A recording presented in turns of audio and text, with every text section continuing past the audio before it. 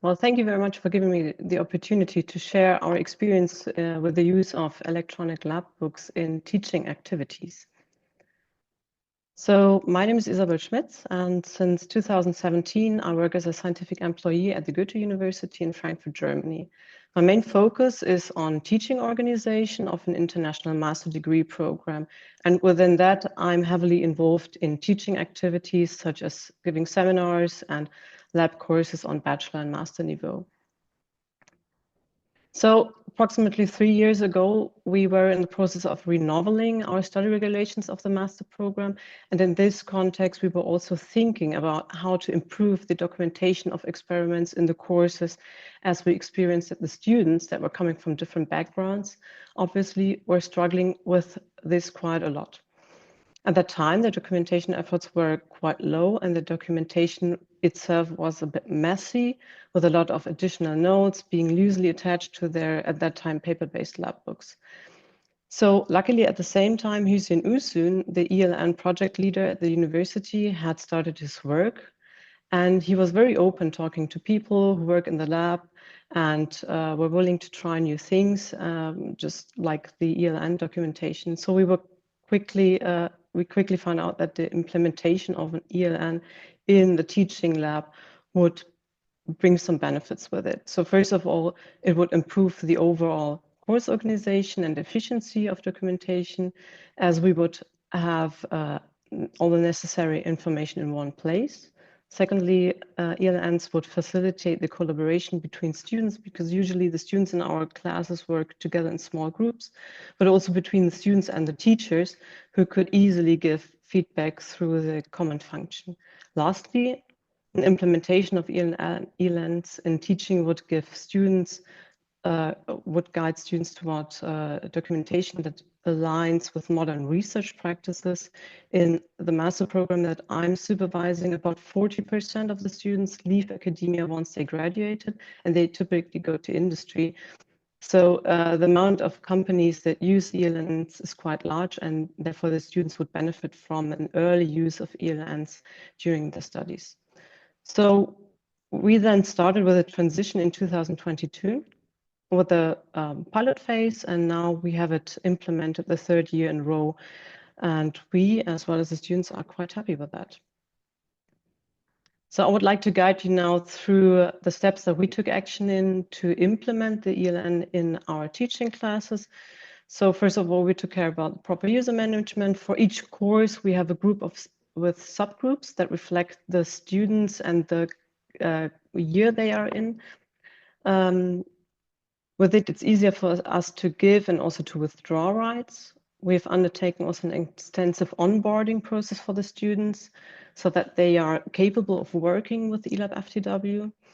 We provide them, for example, the video tutorials of the developers, and we also provide them a course-specific tutorial. And I'm just showing you an example that we have here. So at the top, you see we provide the links to the YouTube channel, and further down you see very course-specific details. We explain them how to use the categories or status, for example, or how to set the different permissions for visibility, writing, access for the entries.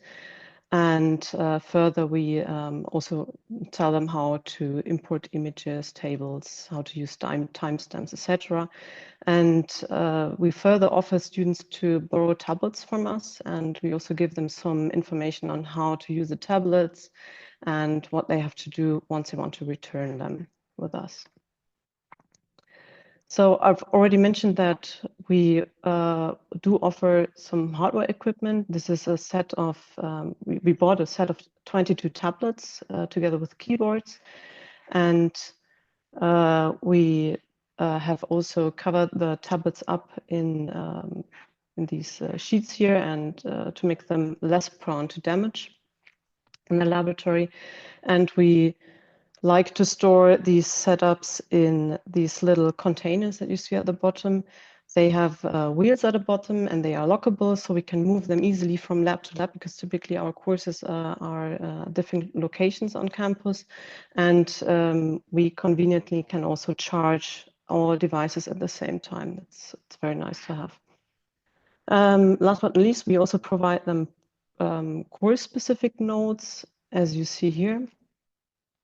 So this is the category is set to a specific course called molecular cloning. It's a 1-week course, and the status is set to tutorials. Everything that is set to tutorial tells the students that this is coming from us.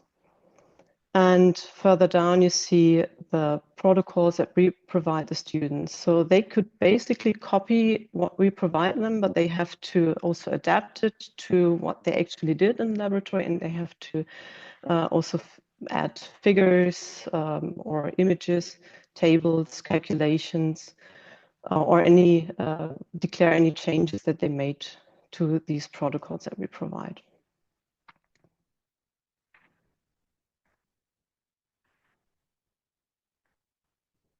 Okay, now I would like to share some practices or some examples from our students. The first example is from a student that was taking part in the molecular cloning class, the protocol I've just showed to you. And here you see the overview page the student has designed, which gives me a kind of impression what kind of documentation has been done. I see here this little nice table that the student designed. And if I click to the first entry, then I will be guided to the documentation of the first steps this person did in the lab. And then you see here, let's go to the top again, brief explanation of the aims of this course, and then the documentation the student did. The student also included images like the setup and then intermediate results. And at the bottom of the entry, the student added a short summary. And what I really like a lot is here at the very bottom of this page, I can either go back to the overview page a student designed, or I can go to the next experiment. So I guided quite nicely through the documentation of the student projects.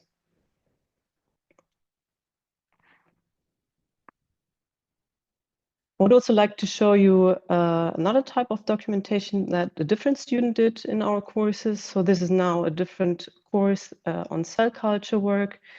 And here the students were working on small projects.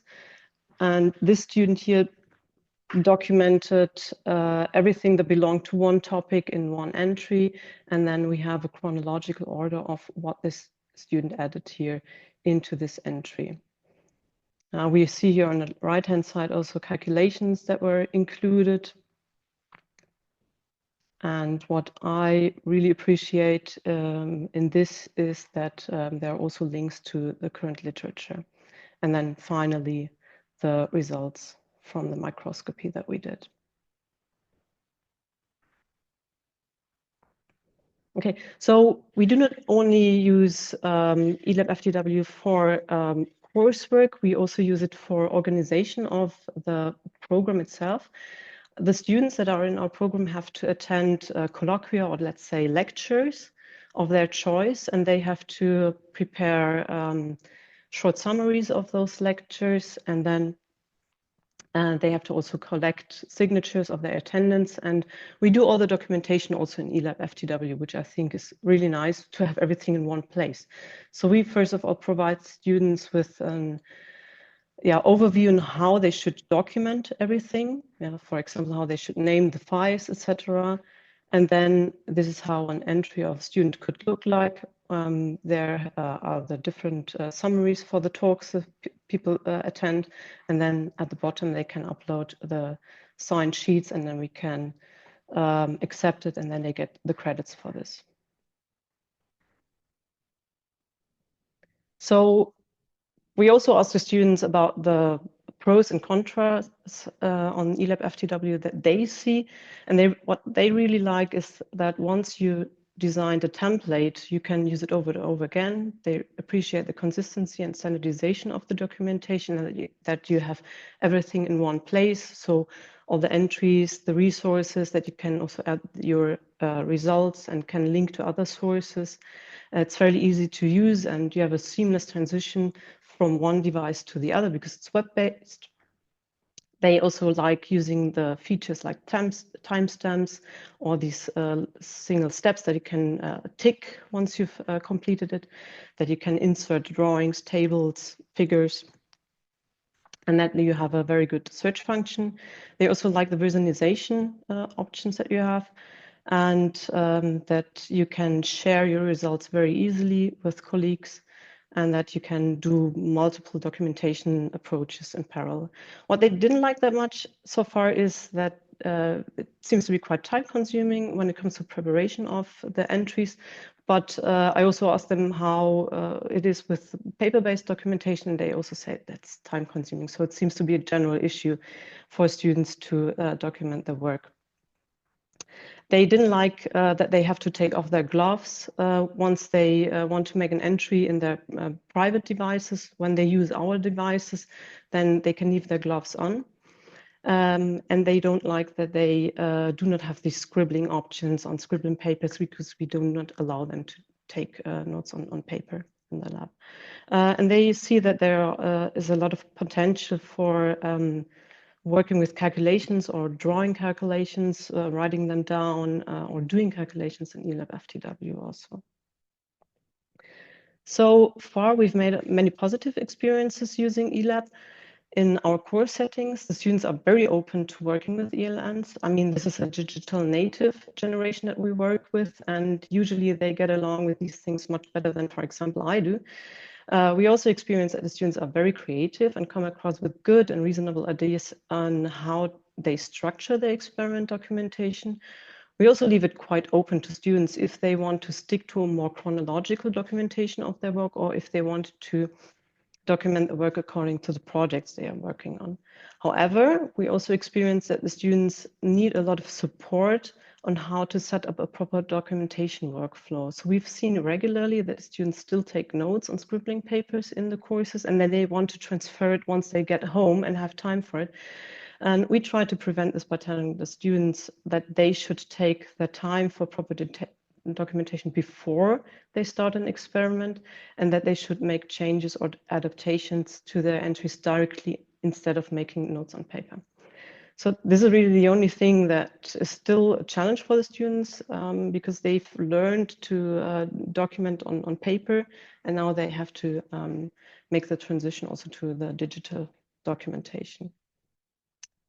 And with that, I would like to thank you for your attention, and I'm happy to take your questions.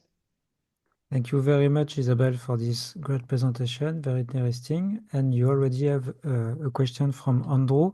I will let you read it maybe and answer it. So you were asking if they don't use a scribble pad inside eLabFTW itself at the bottom of the experiment. Yes and no. So some students do, but let's say some of them told me that they are more of a haptic type. So they like to really take a pen and then draw things down to also memorize it better. And this was a bit challenging for them. What I've seen also in the courses is that the students use the Note app from Samsung in our case, because you can also have the handwriting to so the recognition of your handwriting, and then having it been typed into computer letters, and that was quite easy for them to use this. Yeah, but nevertheless, they tend to use real paper. So overall, Isabell, you could say that the deployment of eLabFTW for students at your university was successful, and that the use of tablets also helps with the note-taking in the lab, right? Absolutely, yeah. So everyone seems to be very happy about this solution at the moment. We in the pilot phase, we also try to use notebooks, so laptops basically. But we and also the students were not really happy with this solution because they are more bulky. You have less space on the bench if you have a laptop next to you, and the tablets, they could also be pinned with magnets to the cell culture hood, so they can have the screen directly next to them when they do the work in the cell culture, which is not facilitated by if you use a laptop. Yeah, that's great. And there is a new question. Will the protocols be available for long term for the students, or do you have to delete these after the semester? We actually archive the protocols of the students to have access if we need on a later stage, because this is also let's start first. So the documentation the students do is also part of an examination in our university, and we have to store all the documents for at least 10 years, so we cannot delete them. And I think you mentioned also something that I find myself very important is to prepare the experiment first in silico, I would say, Yeah. with the protocol that is nicely set, and then you add the little modification after. But yeah, it helps to do it before. Question from Alexander. Are you also teaching how to use tags versus categories versus extra fields? So we tell the students that they have that they can play around with all these things, and they have to find a way how what is best for them, basically, or what works best for them. For me personally, I don't use the tags because I don't see that much benefit in it. I rather use the search function if I want to find an experiment. And we actually do need to use the categories because then this helps us with sorting all the entries that are done in the specific courses, but also for the organization purposes. Then we have a question from Suzanne. Very nice project. How many different courses use eLabFTW? Can they benefit from the use for the next course?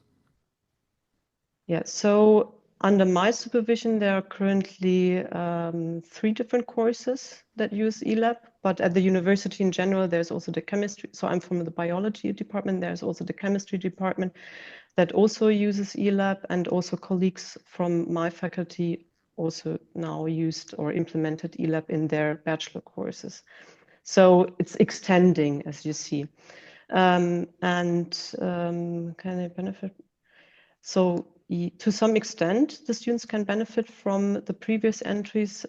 We also asked the students to contribute adding the resources. So when we started, we just added a few resources to show, like chemicals or whatever we use, to show the students this is how we want it to be documented. And once you go to the lab, we want you to look at the stuff that you use and do the entries yourself. So from year to year, we have more chemicals and substances being added by the students.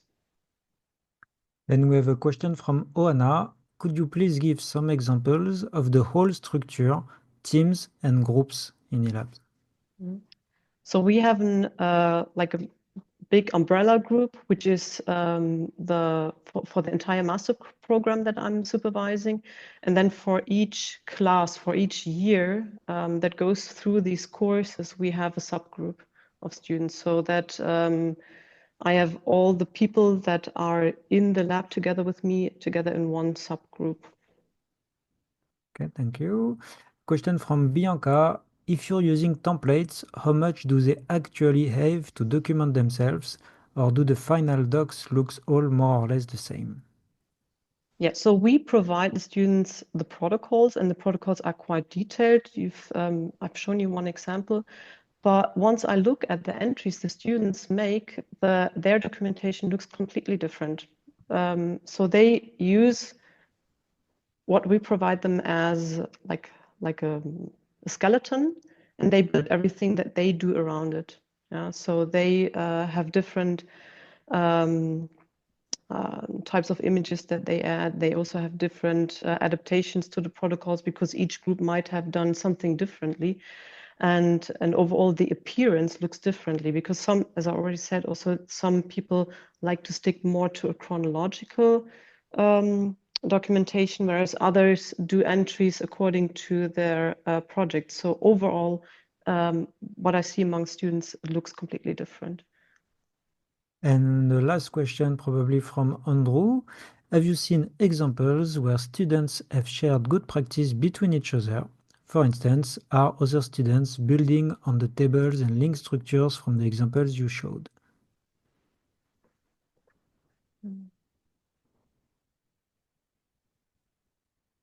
Not quite sure if I understand the question correctly. I think this kind of connects to the other question that was asked, if the students from the previous year kind of contribute to what the students in this year do.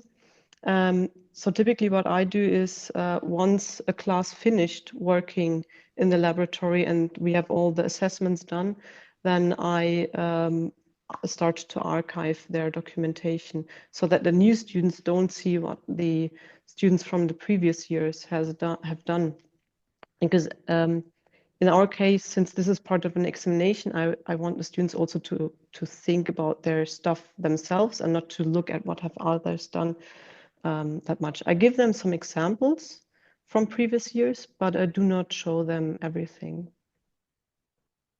And Astrid, thank you for the interesting presentation. Do the students keep their account on eLab for their entire school year or only during each course? No, they keep it for the entire year or for even longer if they stay, for example, for a PhD. We also have a lot of laboratories that now work with eLabFTW, and for sure they can keep their account and they still would have access to our course material. Thank you very much, everyone, for your question and Isabel for your presentation. And we can now move to Nikki. Yep. Hello, everyone. Let me share my screen. All right. Perfect. Very good. Okay. Well, thanks for having me. Yes, as Nico already said, I'm going to talk about establishing eLabFTW as a central university service at our university. Just for a little bit of context, I'm the service manager for the service ELN at RWTH. That's what we decided to name it. There we go. And since not everybody here is from Germany and might not know the universities in Germany. So the RWTH Aachen University, where I work, is one of the largest technical universities in Germany. We have, I think, 45,000 students this year, just behind Munich. And just to give you a little bit of an idea, we have 572 professors. And since we're a technical university, obviously, a very large portion are in engineering, and then another large portion are mathematics, computer sciences, natural sciences, and an itty-bitty sliver in the humanities, social sciences, and economics. We do have a medical faculty, but just keep in mind in all of this that I'm showing, they use their own electronic lab notebook and are actually not allowed to use the instance from the rest of the university. So they were not as considered in the implementation or the rollout of the service. But that might change, hopefully. Just a little bit about me and how I fit into all of this.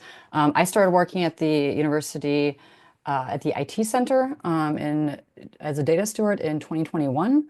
I work in the National Research Data Infrastructure's Chemistry Consortium here in Germany, and also worked in a fairly chemistry-focused, larger collaborative project. CRC or SFB is what we call them in Germany. That kind of ended in 2024, but still picking up loose ends there. And then I became the service manager for ELN at RWTH in 2024.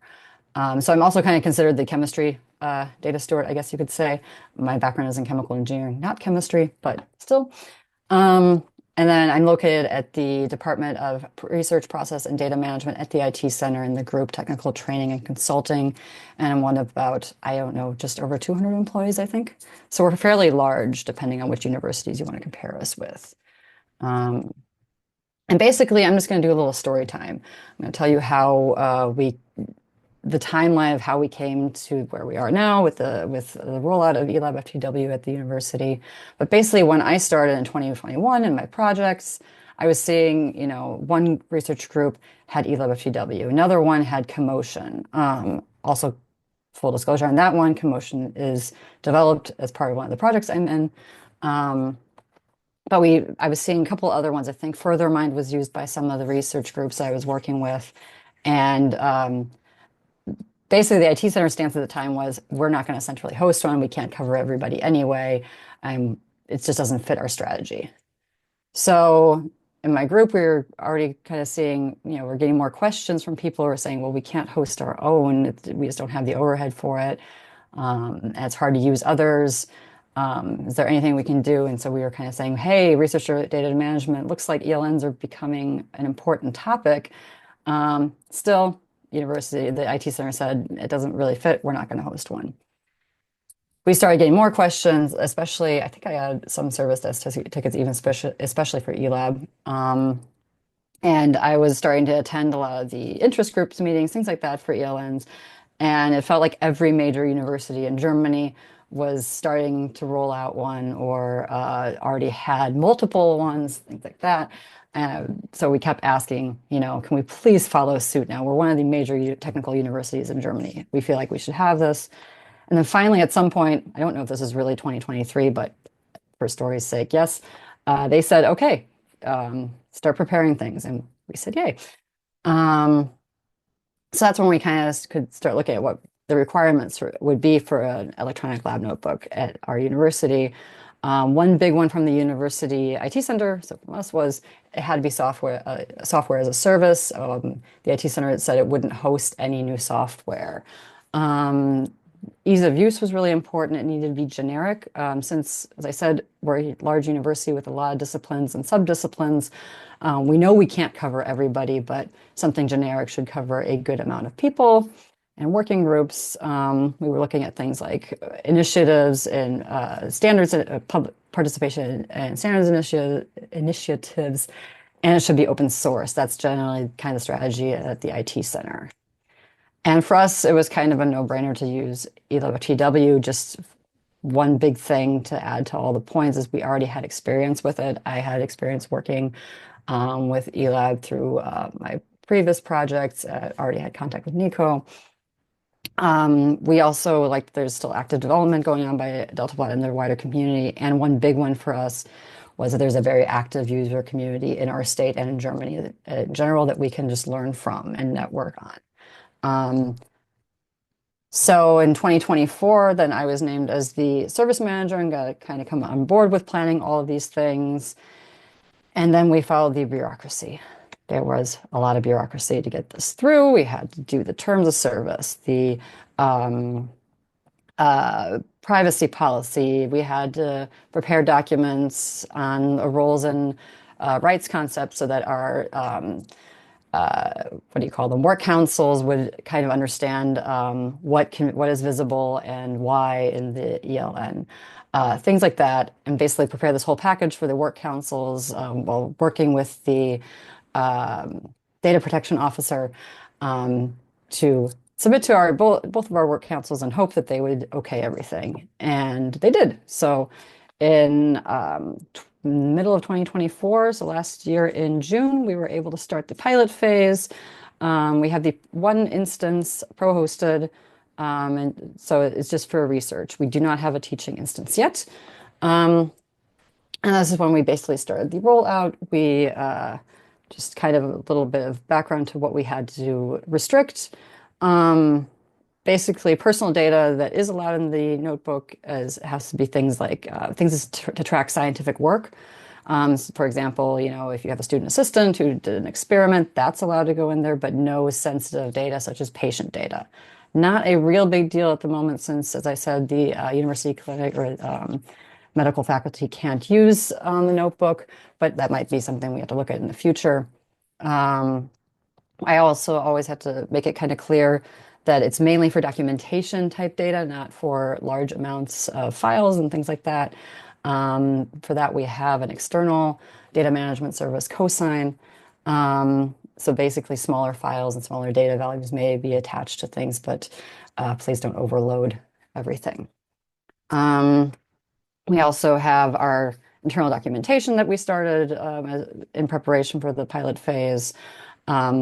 Basically, these are things that I include there that are very specific to the university, but there is so much documentation out there. I'm trying not to repeat anything on here. So we have links to eLabFTW and Delta Blots information. We have links to other tutorials that are done from other universities and live demo, things like that. Also, we don't want to repeat anything that's on the materials collection that we put up, that a bunch of us in Germany put up not too long ago. Just on a side note there, if anybody's interested in some materials on how to implement an ELN at your university, this is a really good resource. So yeah, we're trying not to repeat anything on our internal documentation that is in other places, so we try to link to things. So some notes on our pilot phase. So me as a service manager, so my main, I guess you could say, duties right now are these 3 on this side, and then the preparation of regular operation comes in as well. But mainly onboarding teams and establishing a community, an ELN community at the university, and providing first and second level support. So a little information on onboarding.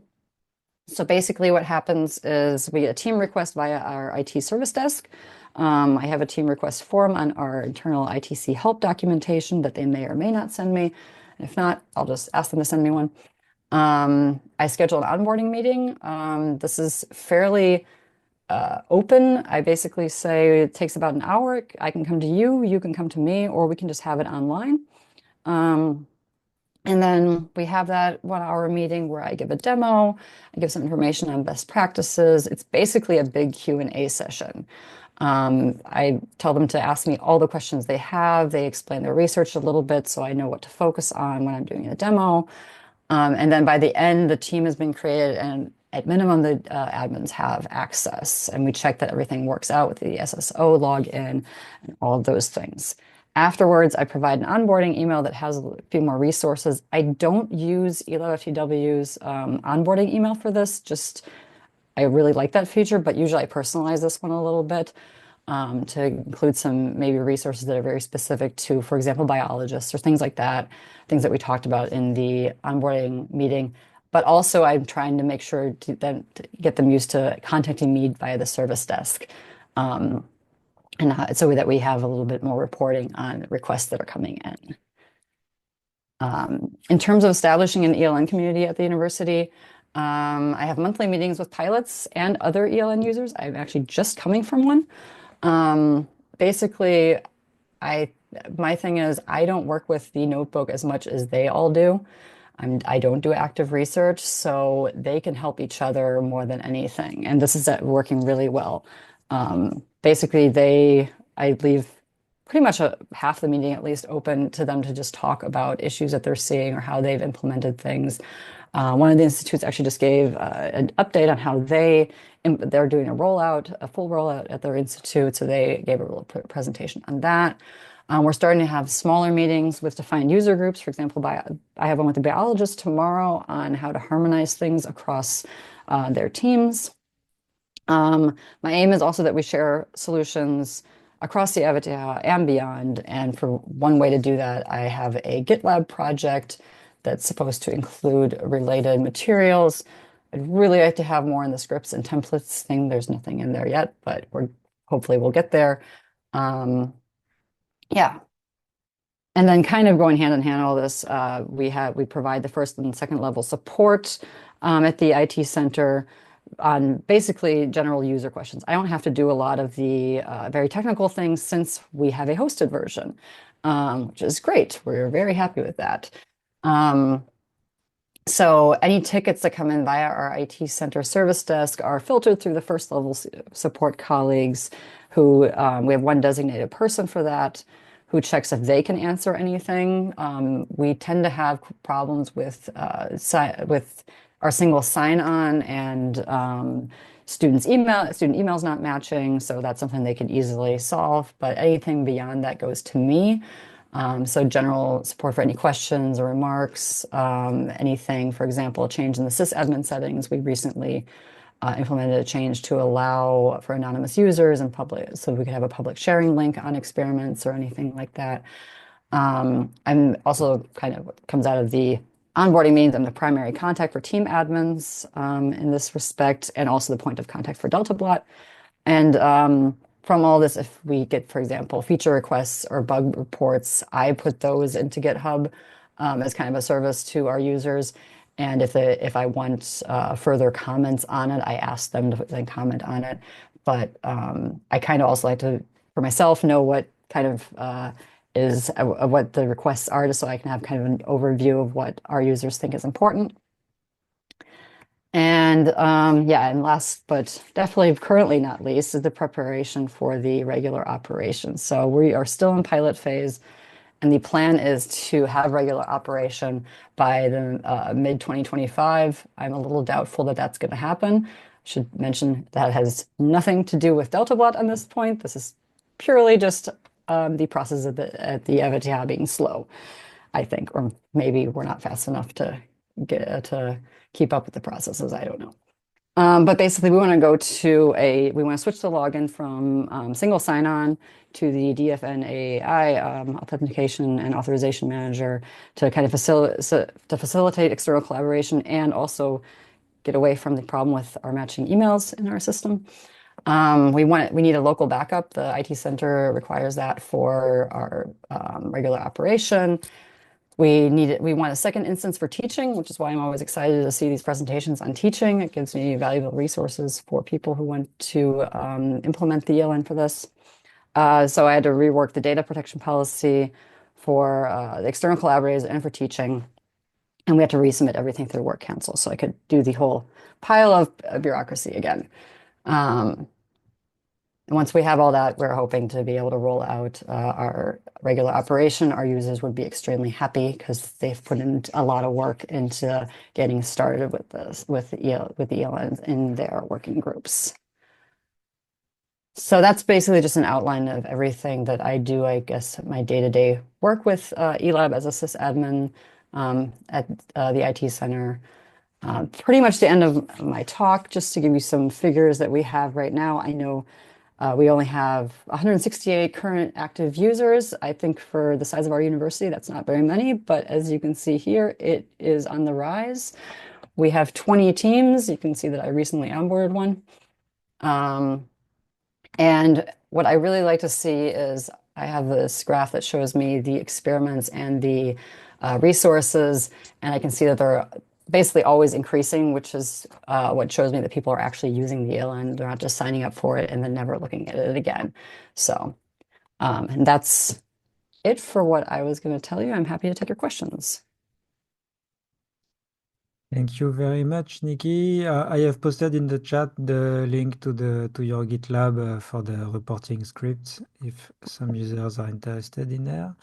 And we already have a question from Sven, who is also responsible from piloting 2 ELNs at HU Berlin. And he has a question about the monthly meetings with the testers. And would you consider a monthly meeting as appropriate, or would a meeting every 3 months be sufficient as well? That's a good question. I think the way that things currently are for our users, I think a monthly meeting is good. It's not mandatory, I should mention that. So I won't necessarily, it's not that all the users will be there every month. Some people are only there every 3 months.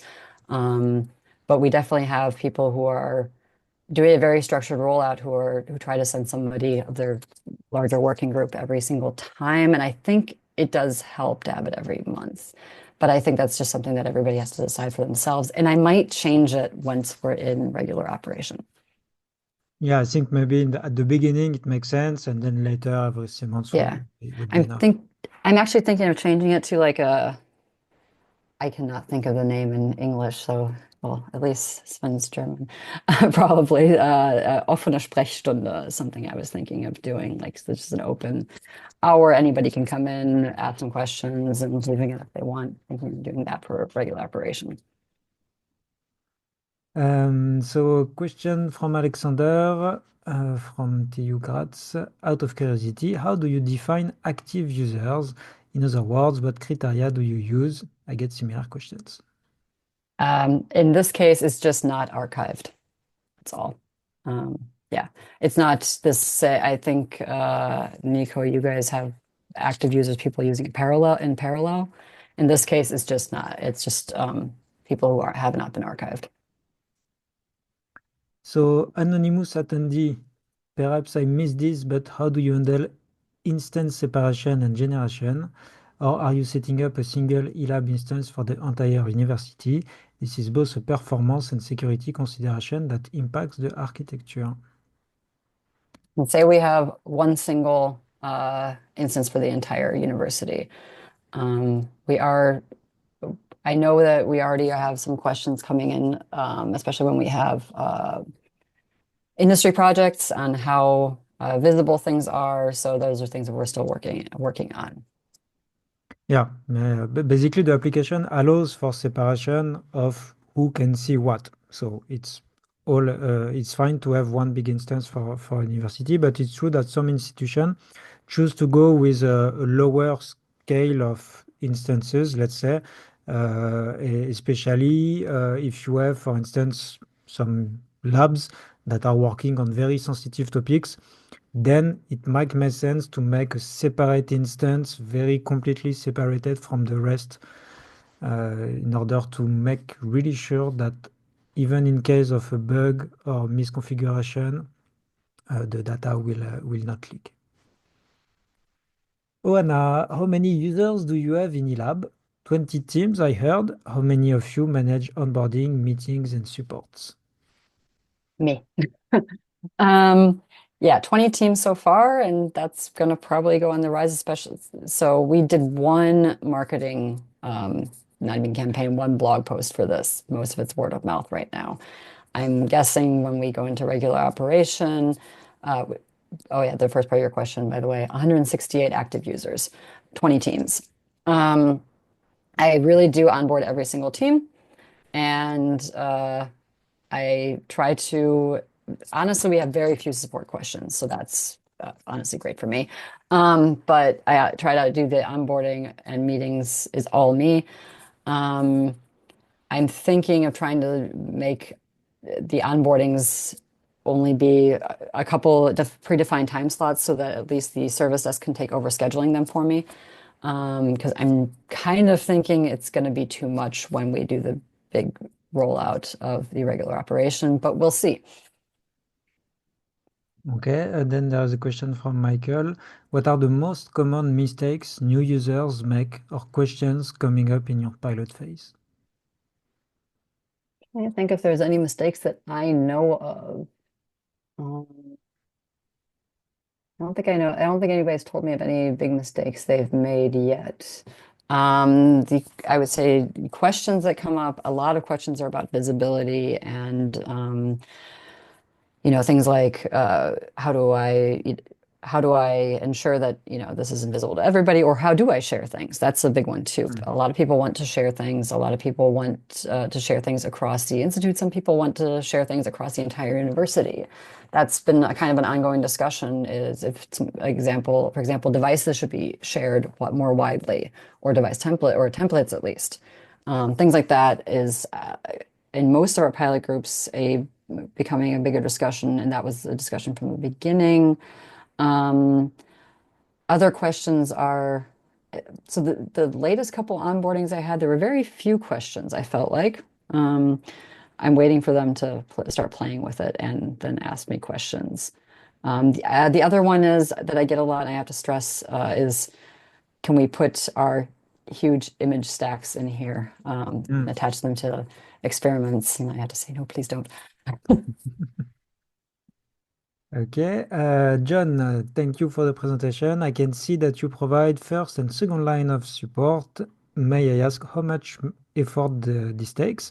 And do you foresee needing more dedicated support staff as the user base grows? I'm actually surprised how little support I have to give. Besides, most support and most things come out of the exchange meetings, feature requests, things like that. But we've been talking about this because we're trying to figure out what the first level can take over. And there's very little. I get so few questions, actually. that I haven't had the need yet to, cry for help.